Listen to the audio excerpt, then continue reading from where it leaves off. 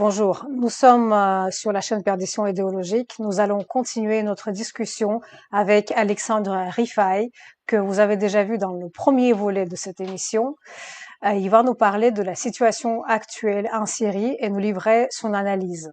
Si vous trouvez que le contenu de cette chaîne mérite d'être diffusé, n'hésitez pas, likez, partagez, parlez-en à toutes vos connaissances.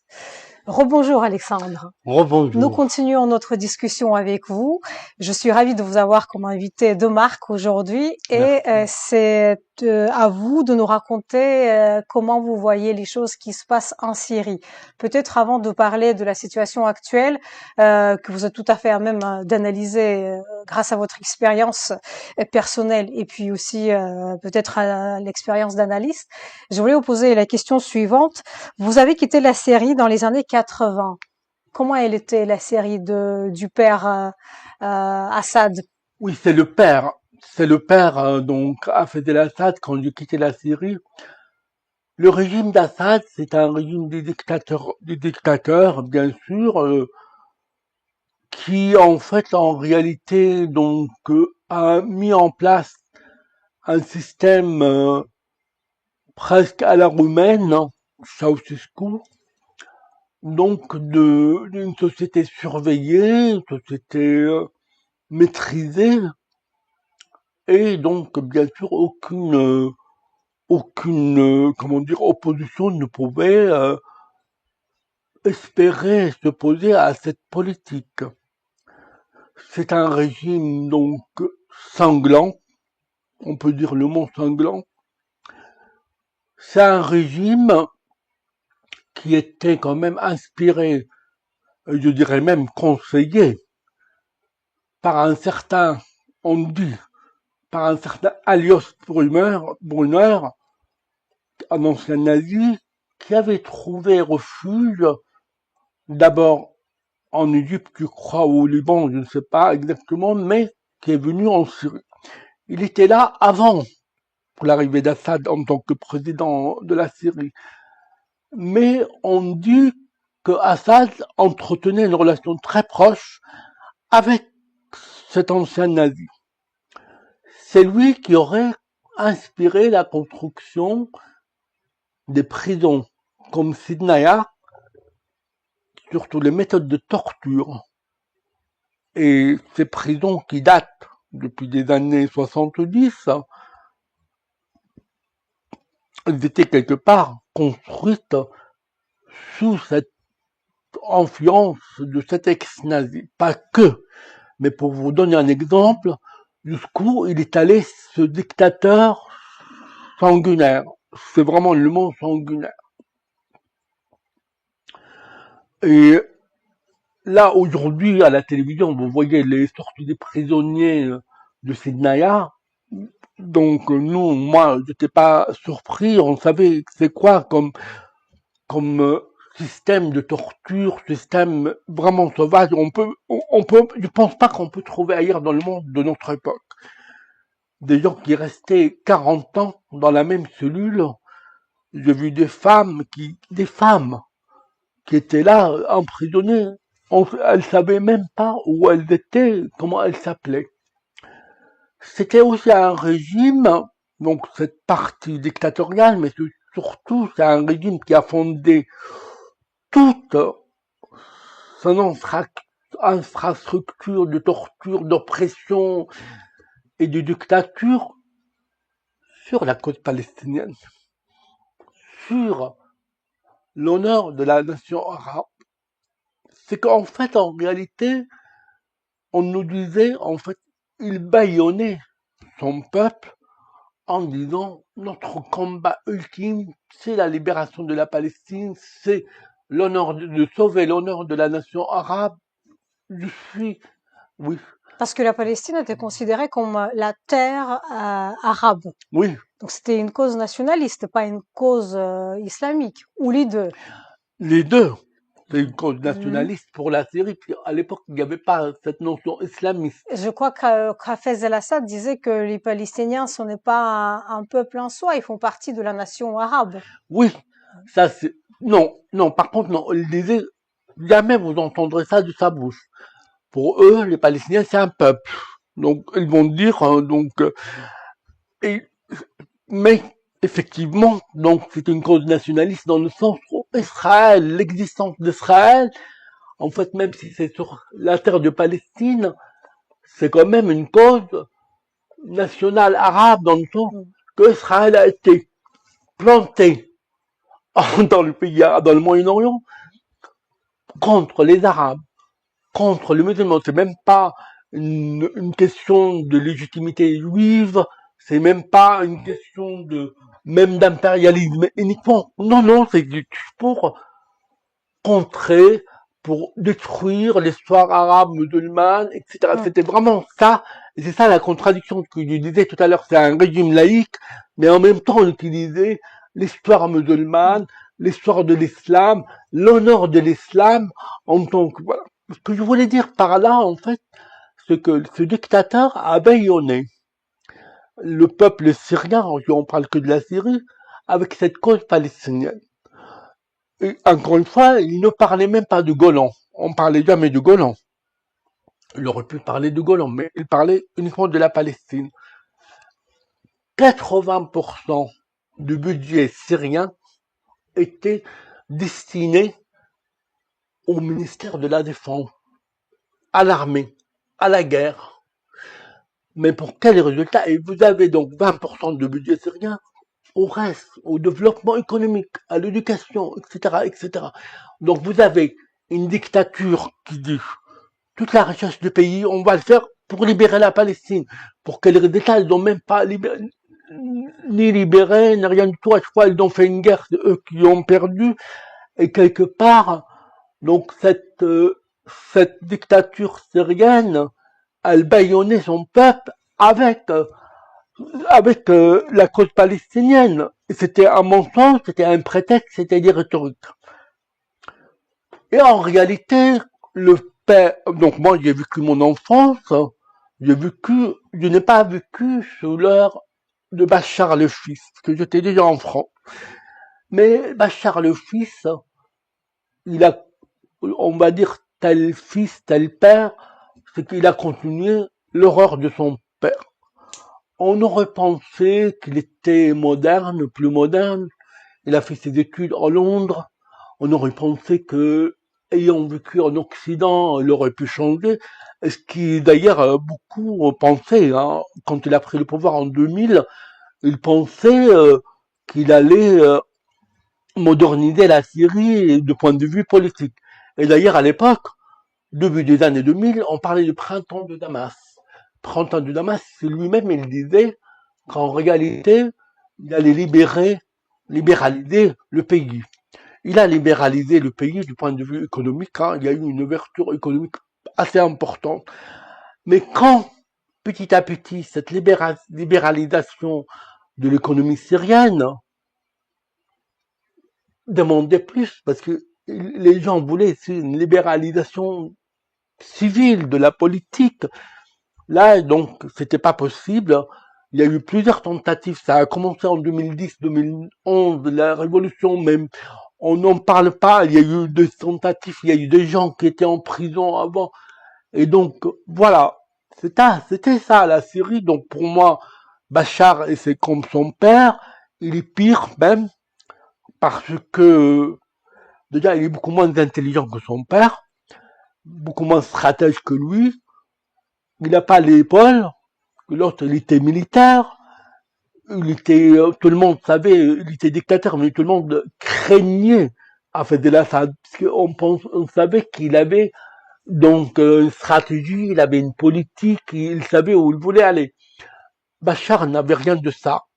Il est encore pire, là où son père a tué 30 000 personnes en 82, 30 000 personnes d'un seul coup, Bachar, il a tué 600 000 presque, voire plus, parce que là, aujourd'hui, on commence à voir le compte, il y en aura beaucoup plus. 600 000, donc.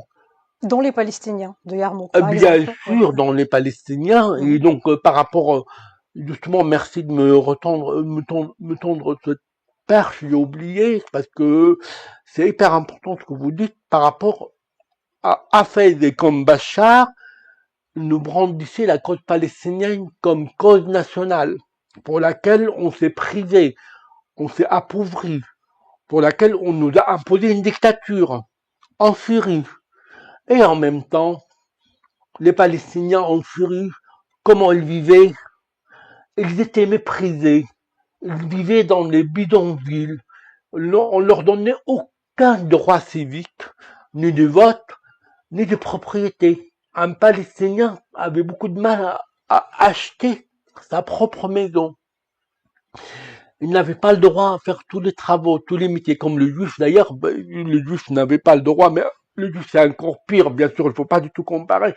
Mais les Palestiniens n'avaient pas le droit non plus, n'avaient pas le droit. Ils n'avaient pas le droit à la citoyenneté.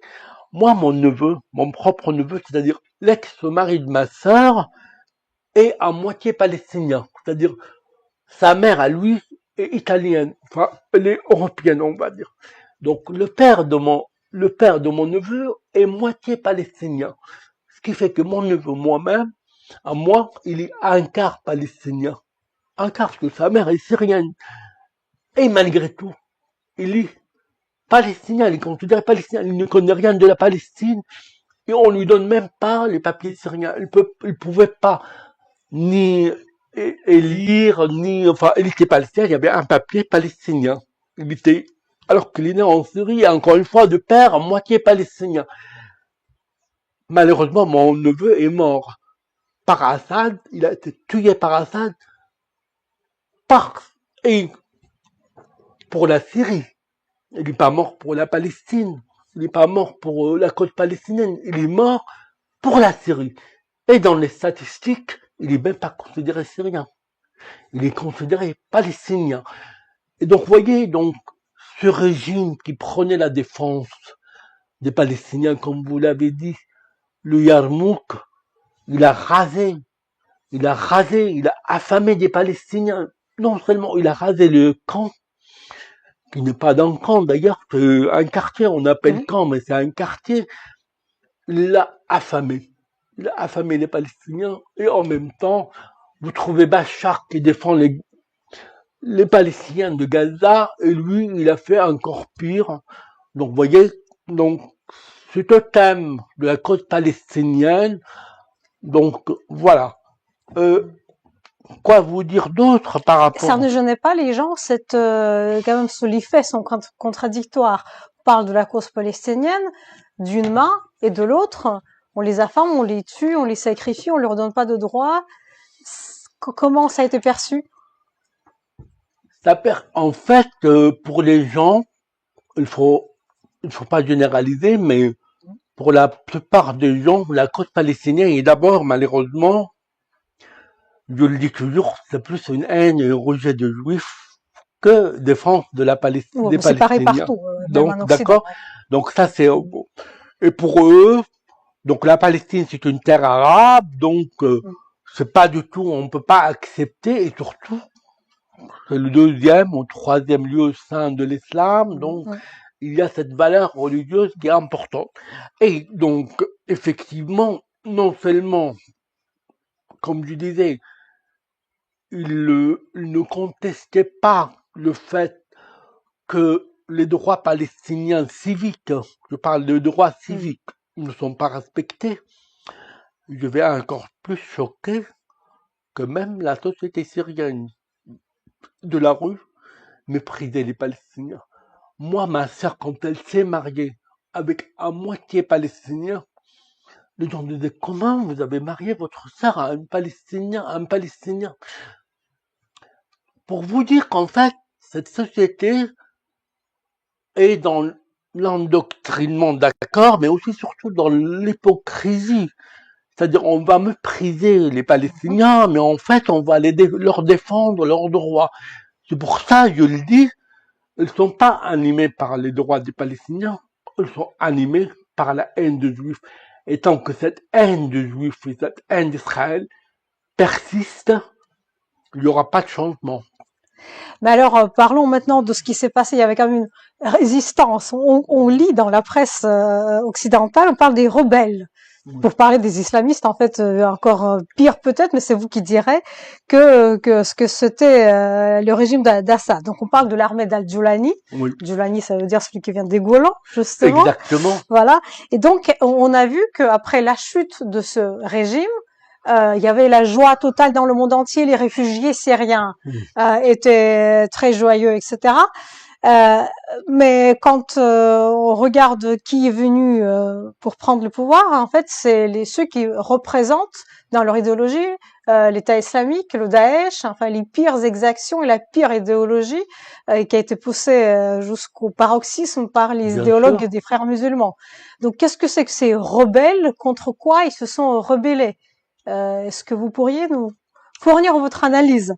Alors déjà, Al-Jolani, c'est un surnom qu'il a pris Ouais. lui-même, parce qu'effectivement, il vient du Golan. Lui-même, sa famille, ils viennent du Golan.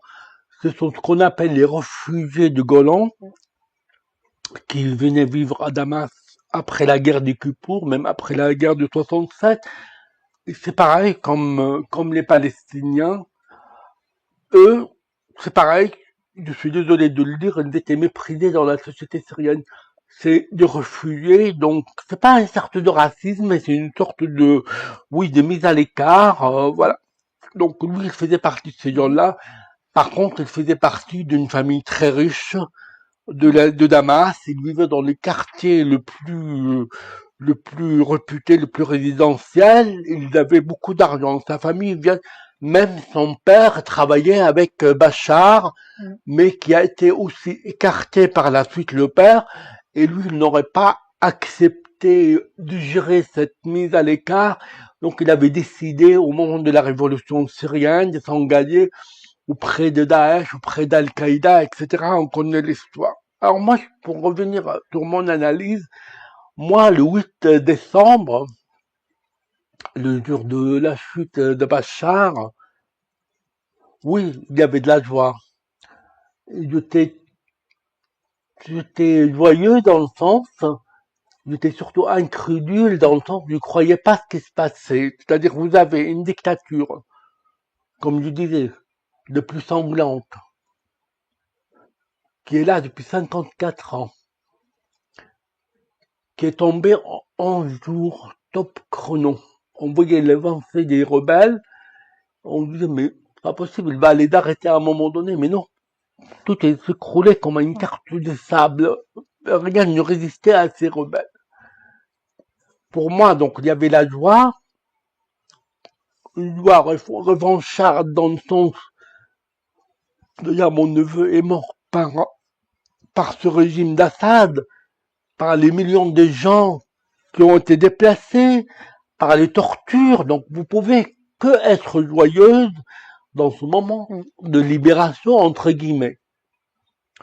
Et surtout, vous dites, moi, je faisais partie des gens qui disaient, jamais Assad ne tombera. Pour moi, c'était impossible.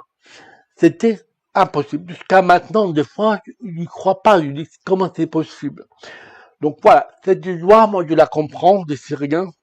Mais tout de suite, moi, j'ai mis des réserves. J'ai mis des réserves parce que je ne voulais pas remplacer la dictature Assad, qui est la plus sanglante, la pire des dictatures, par des islamistes qui étaient quand même pas rien. Ex-membres de Daesh, d'Al-Qaïda, rappelons-nous, n'ayons pas la mémoire courte, en 2016, 2015, c'est même Daesh, c'est même Al-Qaïda, qu'est-ce qu'ils ont fait à la Syrie? Ils égorgeaient les gens, ils détruisaient le patrimoine syrien, Palmyre en est l'exemple, ils cassaient les statues du patrimoine syrien ont résisté à 14 siècles de présence musulmane. Jamais un musulman n'a cassé une statue de Palmyre, ni les temples de El, qui étaient là depuis plus avant l'islam, personne ne l'a détruit. Il a fallu que Daesh et Al-Qaïda arrivent pour dire c'est contre l'islam, on va tout détruire. Donc on voit bien qu'il y a quelque chose de sauvage, de quelque chose qui n'est pas du tout justifié. Donc on oublie ça, donc ces rebelles viennent de ça. Alors, moi, j'ai beaucoup, donc ça m'a beaucoup interpellé, j'ai résisté, j'ai dit non, mais moi je veux pas de ces islamistes, j'ai parlé beaucoup avec des Syriens, et en réalité c'est vrai, il n'y a pas que des islamistes dans ces rebelles, me disait-on, il n'y a pas que des islamistes, il y a d'autres factions. Je disais pourquoi pas, on va attendre. Donc au début, je me disais pourquoi pas, on va voir. En réalité tout de suite, j'étais tout de suite, encore une fois, contrarié, en me disant mais non, mais on va attendre quoi? En fait, quand ils sont arrivés à Damas, ils ont scénarisé leur arrivée par ce qu'on appelle, que j'appelle, c'est vraiment des éléments de communication à l'islamisme. C'est-à-dire, quand ils sont arrivés à Damas, ils ont parlé de conquête de Mosul, des conquêtes de Damas, la conquête de la mosquée la conquête de la mosquée Omeyyade. L'Aqsa, ça, c'est après, ils ont Oui, dans leur projet, oui. voilà. Non, Ouais, mais ensuite, le maire, il avait fait une vidéo en disant ouais. aujourd'hui on prend Damas et Et demain demain, ce on prend sera l'Aqsa. à l'Aqsa. Mm. Et donc, ils ont scénarisé à l'islamisme leur arrivée, leur prise de pouvoir. Donc c'est inquiétant. On voyait tout de suite arriver, ils priaient par terre avant d'arriver à Damas. Ils priaient par terre, etc., etc. On voyait aussi les islamistes s'emparer de lieux, des barbus. Donc c'est des milices de ex-Al-Qaïda, c'est pas rien. Donc on voyait l'élément islamisme quand même s'emparer des symboles de l'État syrien, de symboles de l'État syrien. Ça pose un problème. Encore plus grave, ce qu'ils ont dit que bon, c'est une période de transition. On va appeler à une conférence nationale qui regrouperait toutes les oppositions. Sauf en fait, ces rebelles islamistes ont pris tout le pouvoir. On ne sait pas parce que il devait être la conférence nationale au mois de mars 2025. Il a encore reporté à une date indéterminée. C'est-à-dire quoi? C'est-à-dire que ce sont des islamistes qui gèrent les affaires syriennes. Ce sont les islamistes qui gèrent cette période de transition.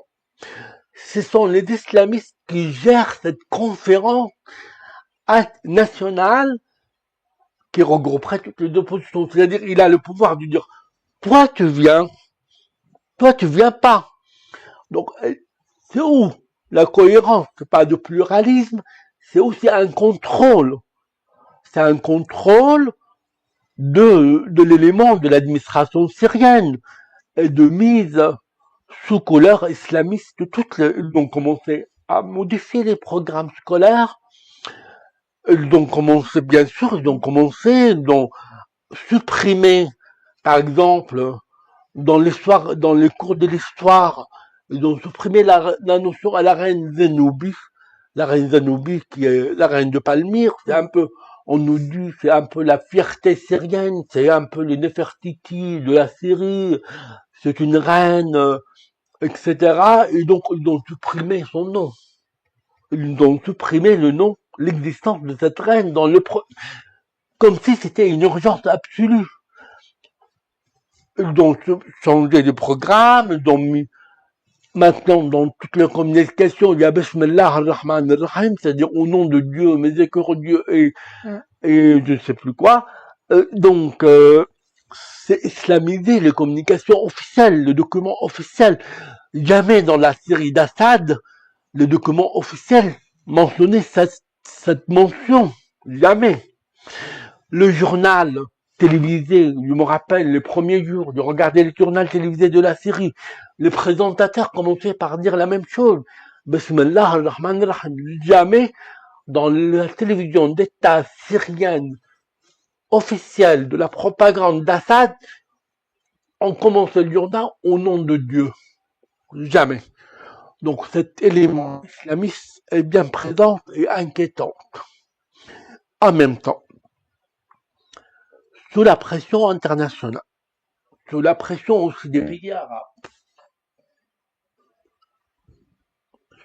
cette administration, je ne vais pas appeler un régime, parce que pour l'instant, on n'a aucune légitimité pour être un régime, c'est une administration.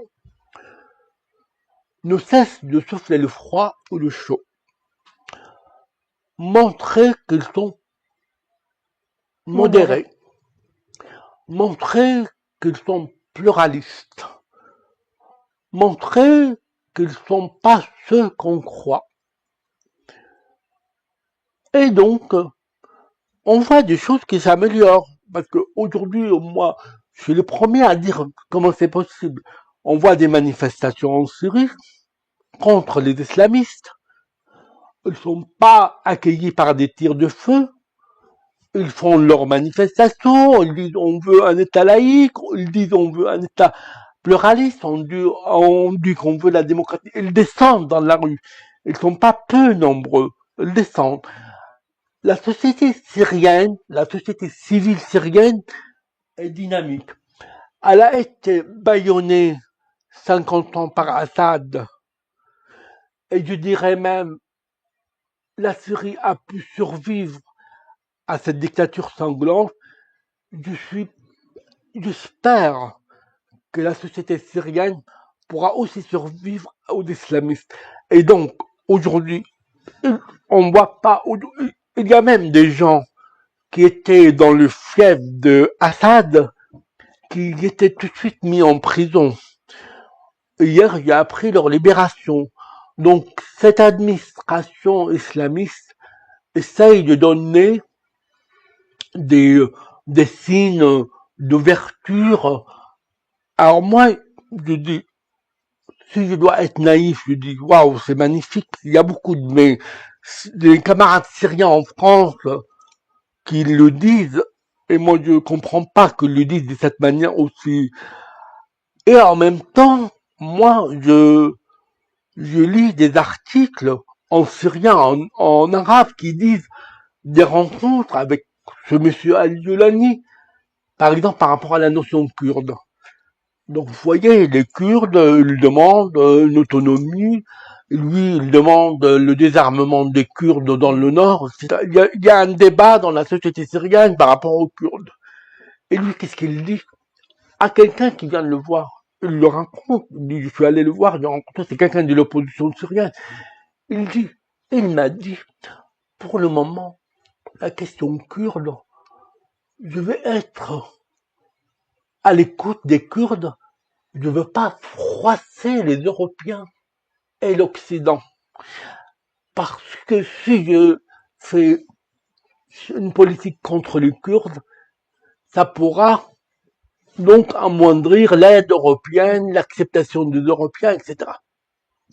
Donc vous voyez, il y a une certaine tromperie, une certaine, quelque part, une manière de montrer autre chose. Est-ce que c'est sincère? C'est signe de modération. Est-ce qu'aujourd'hui, quand il reçoit les Européens, comme notre ministre des Affaires étrangères, la ministre allemande à qui il n'a pas serré la main, et 2-3 jours après, l'Allemagne qui accorde 50 millions d'euros d'aide à la Syrie.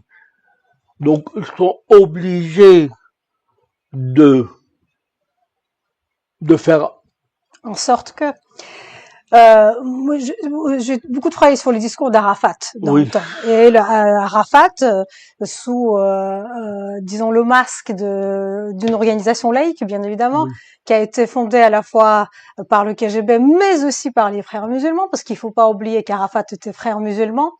Il tenait le fameux double discours dont les Européens ne sont pas très au fait quand ils s'y intéressent pas. Et donc Arafat disait une chose à l'Occident, mais on sait très bien qu'un arabe disait tout à fait autre chose. Exactement. Mais même pas un arabe, parce que lors de la signature des accords d'Oslo, il a dit bon, ok, ils peuvent penser ce qu'ils veulent, mais pour nous c'est comme les accords de Hudaybiya.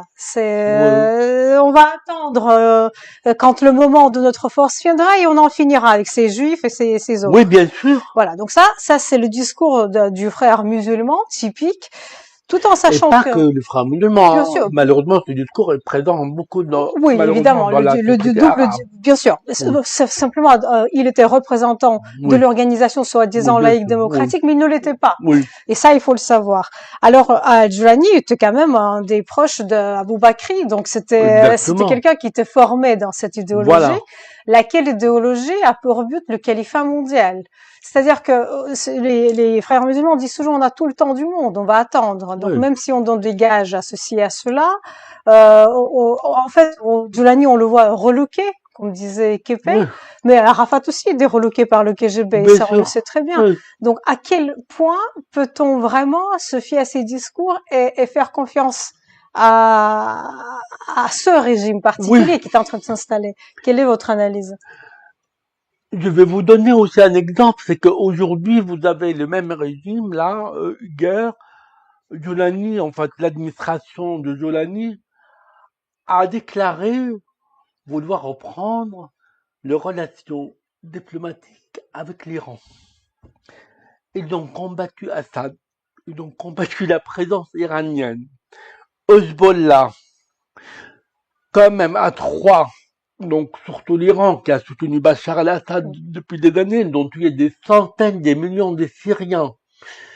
Et maintenant, il veut reprendre les relations avec l'Iran. En fait, quelque part, bon, déjà, je vais vous dire, cette demande a été faite par le Qatar. Le Qatar, pas la Turquie, mais par le Qatar. Parce que le Qatar était le premier à reconnaître cette administration syrienne, les islamistes. Et ils ont déclaré qu'il l'a reçu, je vois très bien la vidéo où il l'a reçu, et Joulani lui répond au ministre qatari. Le Qatar va être le premier investisseur, nous invitons le Qatar à être le premier investisseur de la nouvelle Syrie. En échange, donc, on imagine en échange de quoi? Donc, de cette reprise de la présence, de l'acceptation, de retour des Iraniens en Syrie. Un pouvoir qui a chassé les Iraniens ne peut pas être aujourd'hui parmi ses priorités de dire, oh, ok, on va permettre aux Iraniens d'arriver. Au contraire, moi je demanderais si j'étais à l'opposition à sa place, tout de suite des dommages et intérêts, des dommages de même traduire l'Iran pour crimes contre l'humanité, contre le peuple syrien, contre enfin, les peuples, les Iraniens contre les Libanais, etc. Et donc, pour répondre à votre question, moi je pense que après, il y a aussi la notion turque, c'est qu'il ne faut pas oublier que ces islamistes, en partie, pas tous, étaient soutenus par la Turquie, par Erdogan. Et donc, quelque part, l'arrivée de ces islamistes en Syrie, à la tête de la Syrie, c'est aussi une carte majeure pour la Turquie dans sa stratégie de menace contre l'Israël, les Israéliens et dans sa volonté de reprendre quelque part la place des Iraniens. Les Iraniens sont partis.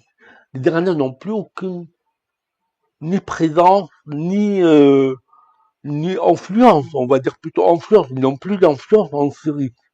Ils ont fui, en fait. Ils ont, avant le 8 décembre, il n'y avait plus aucun Iranien. Ils ont pris des avions, ils sont partis tout de suite. Et donc, leur Erdogan de Turquie, il souhaite quelque part reprendre la place de l'Iran en Syrie, mais pas la place militaire, mais la place, c'est-à-dire Du calife. de calife, mais au-delà de la place physique, c'est au-delà de dire, Mm. je suis devenu le phare de la cause palestinienne. C'est moi qui défends à partir de la Syrie. Et donc, pour moi, c'est aussi une menace contre Israël. Parce qu'aujourd'hui, c'est un régime allié d'Erdogan qui est à la frontière d'Israël. Et donc, oui, moi je pense qu'il faut se méfier de ce régime. En même temps, je suis moi-même interpellé du va-et-vient qu'il fait. Hein. Mais, comme vous l'avez dit, ne doutons pas de la nature des islamistes. Ce sont des islamistes ex-Al-Qaïda.